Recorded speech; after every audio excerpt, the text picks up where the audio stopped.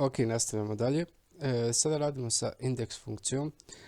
Indeks funkcija vraća vrijednost nekog polja.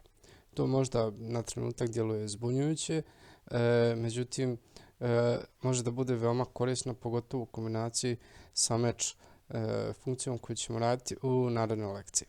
Pa hajde da vidimo kako radi indeks funkcija. Znači idemo jednako indeks, ok, ovdje klik, i vidimo da imamo dvije mogućnosti, da kažemo. Imamo ovu array sa nizom i ovu sa referencom. Mi ćemo izabrati u array, konkretno bitno je samo da kucamo, no idem sada ovdje fx čisto da pokažem, pa ću da obrišem ručno da otkucam, vidi kako želite. Znači idem sada da izaberemo array, ok, i znači array koji biramo, to je čitava tabela, row number, broj reda, idem broj 2 i broj kolone, to ću izabrati broj 2.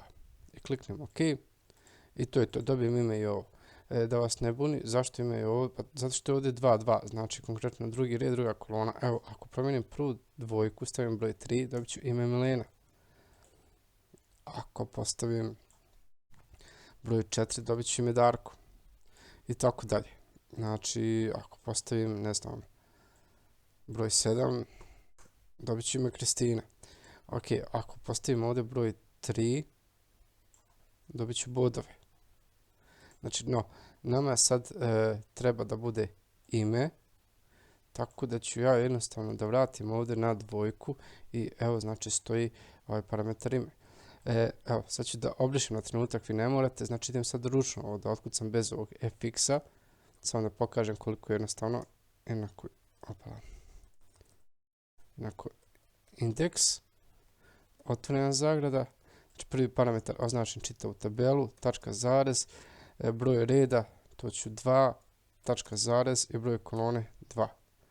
Znači, i ovo. Znači sad ako hoću da promijenim, da vratim ponovo na Kristinu, samo ovdje unesem broj 7 i to je to. Ok, to bi bilo to u ovoj lekciji i vidimo se u sljedećoj.